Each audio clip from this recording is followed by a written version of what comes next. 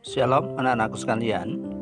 Hari ini kita akan melanjutkan pembahasan materi kita yang pertama, yaitu tentang bertumbuh semakin dewasa.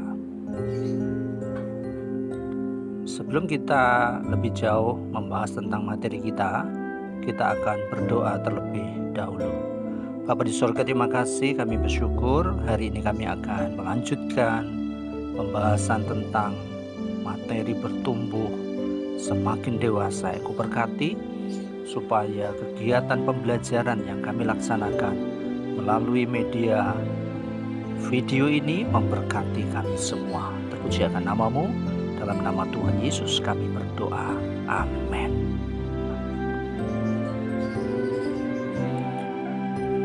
Kita akan melihat tentang kematangan pribadi dan emosi. Salah satu yang paling mudah untuk menilai kematangan pribadi seseorang adalah dengan mengamati ekspresi emosinya. Emosi adalah pengalaman sadar yang subjektif, yang terutama sekali dicirikan oleh ungkapan-ungkapan psikofisiologis, reaksi biologis, dan keadaan mental. Dalam kehidupan sehari-hari, emosi seringkali terlepas begitu saja ketika seseorang tidak mampu mengendalikan dirinya. Akibatnya, perkataan dan tindakannya pun jadi tidak terkendali. Kita sudah melihat dalam pertemuan yang pertama, ada orang yang bernama Tonya Harding dan kawan-kawannya, bagaimana mereka melakukan sesuatu yang salah, akibatnya mereka dijatuhi hukuman. Ya. Nah, emosi seseorang biasanya bisa dilihat melalui bahasa tubuh, mimik, atau suara orang tersebut, melalui gerakan-gerakan atau intonasi suara. Walaupun tidak sama persis dengan orang lain, tetapi kita bisa lihat.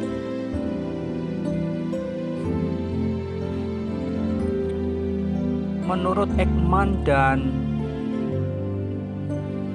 Friesen, seperti dikutip oleh Walgito, emosi seseorang bisa dibagi dalam 3 hal, yaitu yang pertama adalah masking. 3 macam emosi ini dikenal dengan display rules atau penampilannya pada wajah atau tubuh manusia. Nah, masking adalah keadaan seseorang yang dapat menyembunyikan atau menutupi emosi yang dialami. Contohnya adalah perawat. Biasanya perawat akan bersikap ramah kepada pasien, sekalipun pasien kadangkala meremehkan pekerjaannya.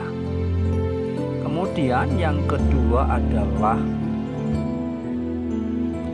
modulation, yaitu keadaan seseorang yang dapat mengurangi emosi yang dialami. Misalnya karena marah, ibu mungkin mengomel sendiri, tetapi kemarahannya tidak meledak-ledak. Yang ketiga, simulation, yaitu orang yang tidak mengalami emosi tetapi seolah-olah mengalami emosi dengan menampakkan gejala-gejala kejasmanian. Contoh paling mudah adalah ketika kita melihat atau mendengar ada berita bencana di tempat lain, maka sekalipun kita tidak mengalami secara langsung, tetapi kita ikut merasa sedih. Itu namanya simulation. Nah, kita akan belajar dari Alkitab tentang kedewasaan. kita bisa membaca atau kalian bisa membaca dari 1 Samuel pasal yang ketiga, kalian akan menjumpai tokoh-tokoh ini, yaitu Samuel, Hofni, dan Pinehas. Kalian bisa menyebutkan kedewasaan yang ditunjukkan oleh Samuel dan juga ketidakdewasaan yang ditunjukkan oleh Hofni dan Pinehas. Nanti kalian bisa mengerjakan tugas kalian di Google Formulir.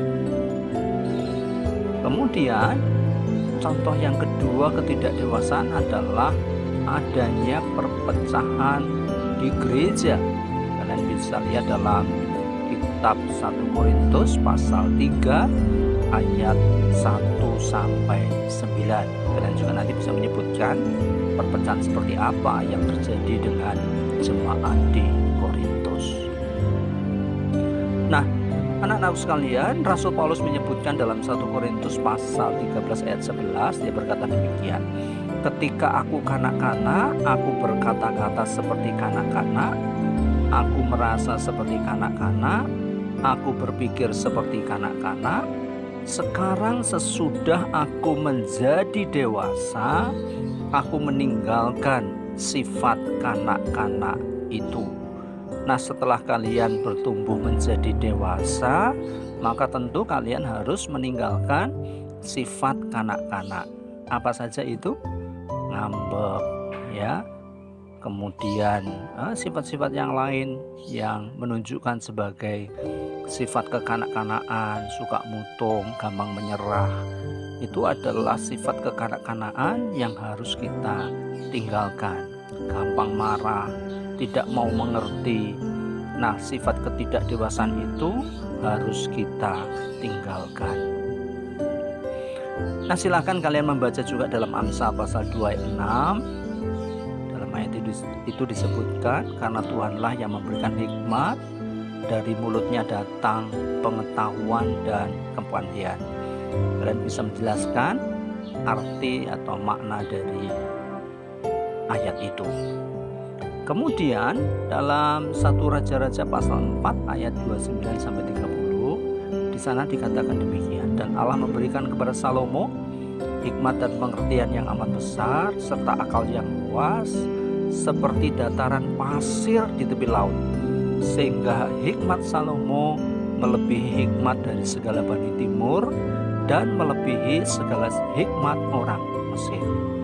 Kalian kembali lagi dipersilakan untuk memberikan contoh bagaimana hikmat Salomo.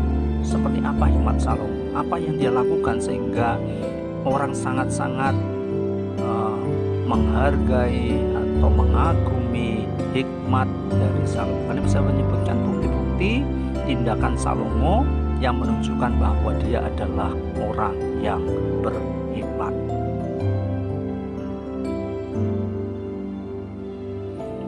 Thomas Huxley, seorang pemikir Inggris, pernah mengatakan, jangan kita lupakan bahwa apa yang kita sebut sebagai alasan-alasan yang rasional untuk keyakinan kita seringkali adalah upaya-upaya yang sangat tidak rasional untuk membenarkan naluri-naluri kita.